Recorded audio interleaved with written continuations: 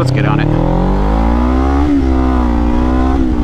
Here is a 1990 Kawasaki EX-500, and I have been refreshing this bike for a family member. In this video, I will go over all the work that I've done on this bike, and then I'll put on a helmet, take it for a spin, and kind of explain the story about it.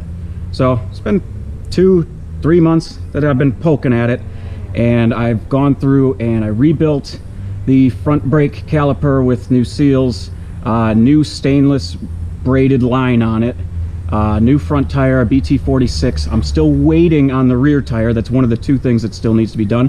This tire is 4 years younger than I am. This tire was manufactured in 1992. It has a 3-digit date code on it. The tire looks fine, but it is a 30-year-old tire, which is alarming, but for my test runs, I'll just wear extra armor. So I've been polishing up a whole bunch of stuff. I went through and I put new fork seals in the forks, 10-weight Maxima fluid inside of it. I'm actually really proud of this on how good I have the clutch feel and the throttle snapback. So this is about as good as I've ever gotten some basic analog non-Kevlar or Teflon coated lines to feel. This bike does not have a whole lot of miles on it. I think 5,061 miles on it. So rebuilt, master up there.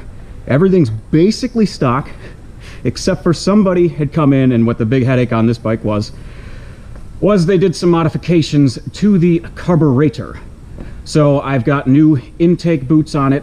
One of the major issues I was having was stumbling at high speed. It was choking out. I rebuilt the original petcock on it with an all-balls kit. Do not buy that kit. It's the wrong kit. It doesn't work. So what was happening was on the freeway, I'd go right up to speed, but then as I get to like 8,000 RPMs, it would just choke. So I thought it could have been some of the modifications that somebody did to the carburetor, but it wasn't. It was the petcock was not delivering enough fuel. So what I did, this is actually that same Yamaha one I put on the Bandit. I was looking at it when I had it off. I'm like, that looks like the same as the Bandit one. So I got this Yamaha one. It's just a standard on-off, and I just ground the handle so that it fits here, and that's perfect. And that would be my recommendation for anybody with this bike. Get rid of that stupid vacuum-operated petcock. Get this Yamaha one, except they're like pretty much out of stock, and I waited like a month for it. The carburetor has a Dynojet kit in it. So this bike has a K&L air filter on it. I took it out, cleaned it, re-oiled it. But I knew as soon as I saw the there's a sticker under there. It says, you know, not K&L, sorry. What is the K&N? It's got a K&N air filter, and I knew somebody fucked with this thing. So it had 140 mains from the Dynojet stuff, and unfortunately the slides were drilled from 3 to 3.2 millimeters. So I'm kind of stuck using the Dynojet needles. So I've got the clip set to the Dynojet standard position. It had like 140 mains in it, which is like way too much. So I put new 35 pilots in, even though I didn't need them. One of them, I didn't like how one of them looked. And I've now put in, I bought OEM 135 Keens. This bike comes stock with 130s, but given the fact that this bike has an aftermarket Muzzy exhaust, which is way too loud, I thought it was, with the airflow changes and the Dynojet kit, I went to the 135 mains. I did buy some 130s, but I'm trying the 135s, and it feels pretty damn good to me right now. So coolant change, oil change. The tank is like completely rust free, which is awesome. On the rear, I've got a new sprocket and chain, or sprockets and chain. Just went with stock. I went with a Vortex kit. They make it nice and easy.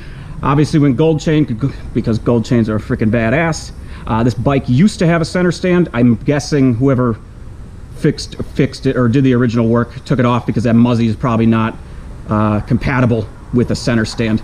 Do anything else on the rear? Oh yeah, so much of this electrical, whoever did the wiring up front, they just did some horror show, so I had to cut and put on a whole bunch of new bullet terminals and everything. And I just spent a lot of time cleaning this up because it's for my dad, and I want him to start riding this because he wants to, and that's why I put so much time into making it look pretty. Now, one thing that's always bugged me about this bike is it's a weird looking bike. It's a super weird looking bike. And I figured out what it looks like. It looks like a frickin' Vortigaunt from Half-Life.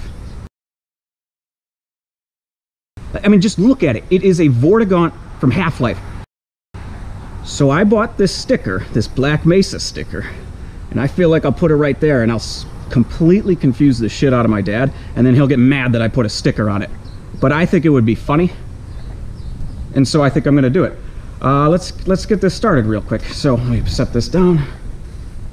So this bike is cold right now, so it's gonna take a little bit of choke. Petcock on as God intended. New battery inside of it as well. I went expensive Yuasa AGM. I was like, you know what, let's just put the $130 battery in it instead of screwing around with it.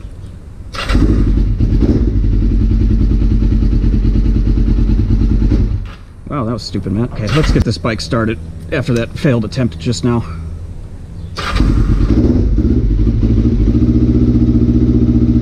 I probably lubed the choke cable a little bit too much because it won't stay on. Not that it needs it for very long, but...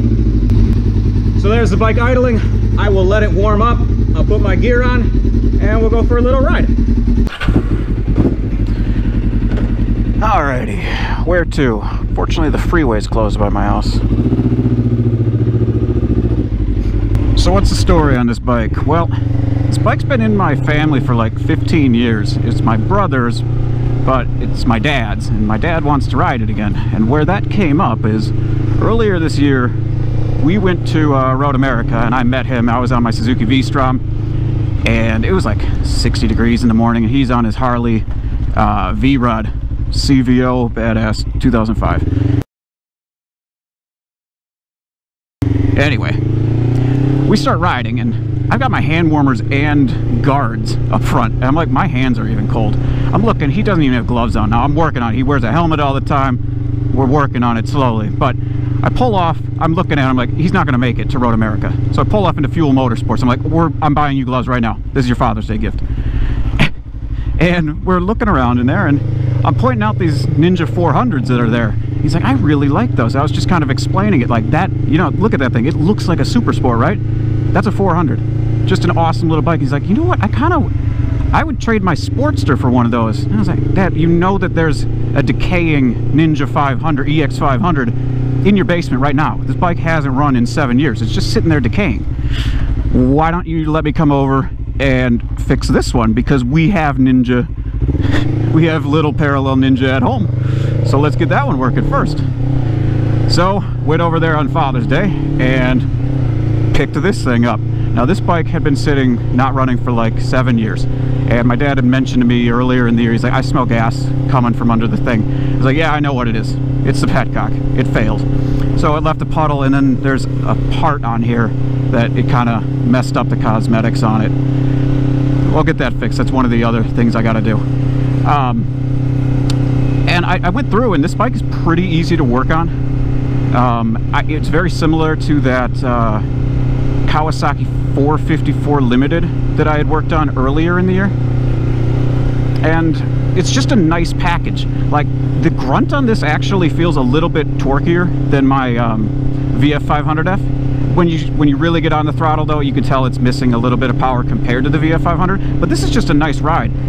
The mirrors are way out there. It's kind of weird how these mirrors are. My understanding is that this engine, this 500 engine, is just like a half of the 1000 engine. Like, it's the same. They just cut the Ninja 1000 in half and put it into this thing. And it's got a nice noise.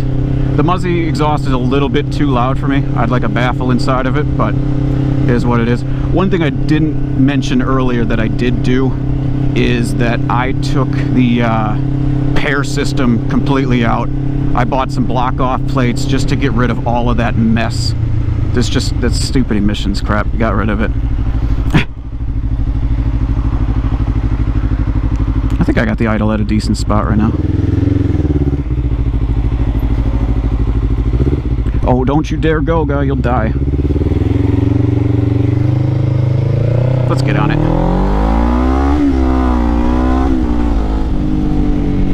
I mean, it gets up and goes. All right, freeway's closed.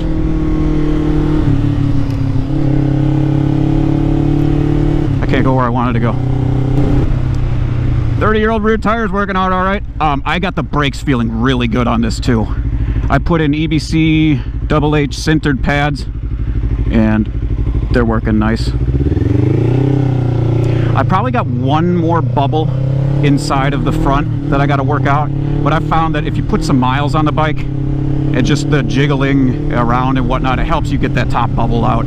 It's sitting in there somewhere. So I put a single, well, it's actually, there's just a single caliper. So yeah, it's a single line.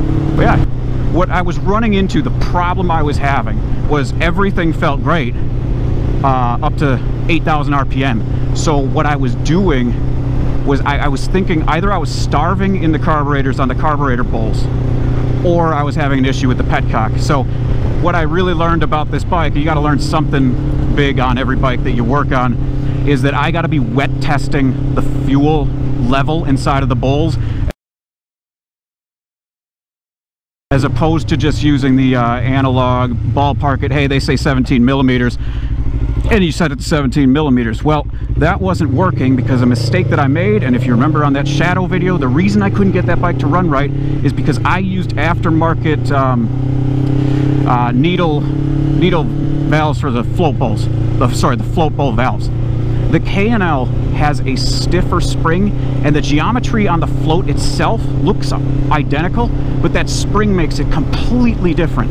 So what I did is I went so overboard on the float height. When I wet tested it, I brought it way the fuck up. 17 millimeters on those K&Ls is absolutely not the same as OEM. So I took those K&Ls back out. I was stupid. I should have never done that in the first place. Just the rubber. That's all I need, is the rubber from the K&L kits. And then just go to Jets R Us, get the actual jets and needles that you need. I've learned that now. It was stupid of me. It's not a mistake I'm gonna make again. Anyway, I overloaded it on the wet, and I'm like, there's no way that with how high the float level is that I'm gonna be choking it out because of, you know, it's not getting enough fuel. So after that, I was like, it has to be the petcock. So I wait about a month for this fucking Yamaha one to get here. Sure enough, bike starts ripping right after that. So another vacuum operated petcock taken out of the world by me. I believe if we're put here, everybody believes, not everybody believes, some people believe we're put here for a purpose. And my purpose is to rid the planet of vacuum operated petcocks, because they are a scourge on the motorcycle population. And they should all be killed and converted to manual on-off petcocks like God intended. I just kept thinking about this line from iRobot. Does thinking you're the last sane man on the planet make you crazy, Doc? Because if it does, then maybe I am. Because I think I'm the only person that immediately goes to petcock, because I fucking hate those things. So yeah, this is the 1990 EX-500. It's kicking some ass. I like it. It's a nice bike. It's a nice package. It feels smaller than my VF500. It feels a lot smaller than my SV650. One thing I'm probably not going to tell my dad, unless he watches this video, which he won't watch this video, is I did tip it over in my driveway when I had all the fairings and shit off. It was right after I'd rebuilt the forks, or just put new seals in it. I was pressing it up and down, and I was like, oh fuck, it's going over. So I just slowly walked it over on its side, and I maybe slightly bent up the rear brake pedal a little bit. But I brought it back. You can't tell. I mean, it only left a little bit of a mark. I also didn't touch anything on the rear drum because, you know, fuck it, whatever. Who cares about the drum? It works, and that's all I really care about. That tire, I can feel it fucking moving. That was... it's a hockey puck on the back, but it holds air. And then when we get here, we just turn off the fuel, as you're supposed to. So everything on this bike works. Electrical, everything's great. Very happy with it, and looking forward to getting it out of my garage so that I can start poking at everything else that I have been ignoring and focusing on this instead. You watched this far. Thanks for watching.